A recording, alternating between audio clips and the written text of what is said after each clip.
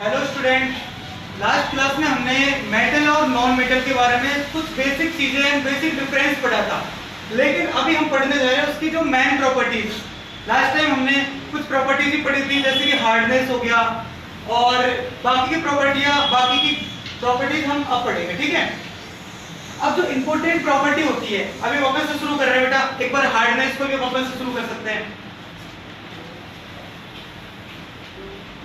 Hardness, ठीक है। Hardness क्या होता है, मैंने बताया पिछली क्लास में कि सारी मेटल्स, सारी धातुएं बहुत कठोर होती है, बहुत हार्ड होती है, लेकिन कुछ धातुओं को छोड़ के, कुछ मेटल्स को छोड़ के, ठीक है। बात आती है दूसरी प्रॉपर्टी की, ये होता है मैल्युबिलिटी।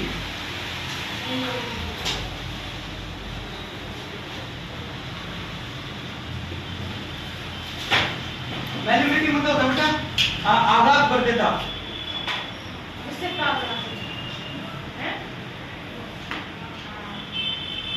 आघात वर्ध्यता।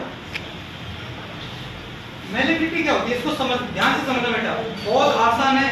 ये हम क्या पढ़ रहे हैं बेटा, प्रॉपर्टी ऑफ मेटल। मैं एक बार लिख देता हूं, किसी को कंफ्यूजन ना हो।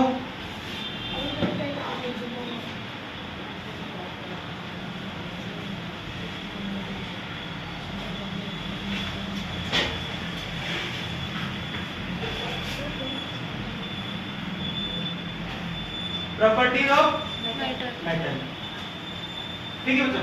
अब देखो,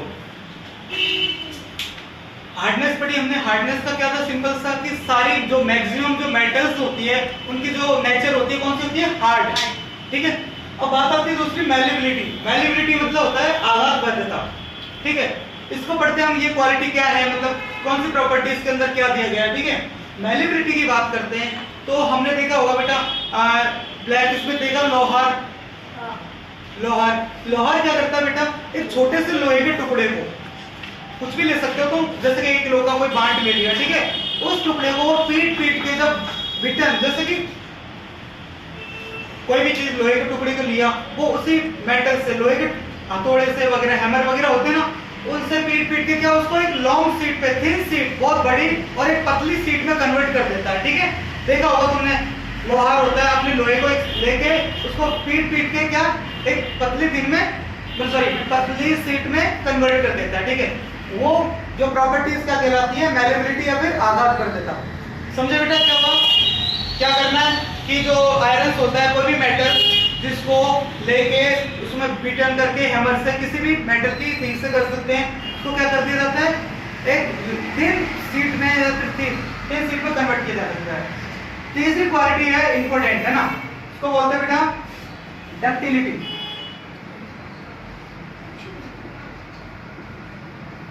डक्टिलिटी, ठीक है। डक्टिलिटी को बोलते हैं बेटा तन्यता। क्या बोलते हैं? तन्यता। अब सारी चीजें समझनी बेटा, इसको भी लिख देते हैं एक बार।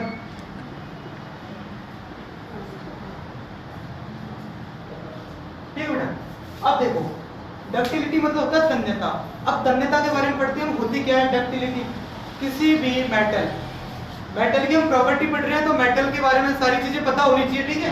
तो क्या होता है, डक्टिलिटी ऐसी और ऐसा एक प्रॉपर्टी है जिसमें किसी भी मेटल को खींच सकते हैं। खींचने का मतलब हाथों से नहीं खींच सकते हम, क्योंकि हमने पहली प्रॉपर्टी पढ़ी, जो मेटल तो बहुत हार्ड होता है तो हाथों से तो पॉसिबल ही नहीं है, ठीक है। तो उसको खींचकर एक लॉन्ग वायर्स के रूप में कन्वर्ट किया जा सकता है, मतलब लंबे तार के रूप में। कोई भी लिया, जैसे कि लिया मैंने गोल्ड लिया, ठीक है, गोल्ड को इतना पतला तक कर सकते हैं हम उसको, जैसे कि एक एग्जांपल है, जैसे कि 1 ग्राम गोल्ड, 1 ग्राम सोने से, 1 ग्राम गोल्ड से कितना 1 किलोमीटर लंबा एक वायर बना जा सकता है। 1 किलोमीटर कितना लंबा होता है, मतलब 1000 मीटर्स होते हैं, इतना लॉन्ग वायर बनाया जा सकता है। तो हम बात करते हैं डक्टिलिटी मतलब तन्यता में, कि वह गुण, किसी भी पदार्थ का वह गुण जिससे किसी भी धातु को किसी भी पदार्थ को खींचकर एक लंबे तार के रूप में कन्वर्ट किया जा सकता है, उसको क्या बोलते हैं, डक्टिलिटी या फिर तन्यता। तन्यता मतलब बहुत लंबे तार के रूप में कन्वर्ट किया जा सकता है। जैसे कि एग्जांपल है, 1 ग्राम गोल्ड इक्वल टू कितना, 1 किलोमीटर लंबा वायर बनाया जा सकता है।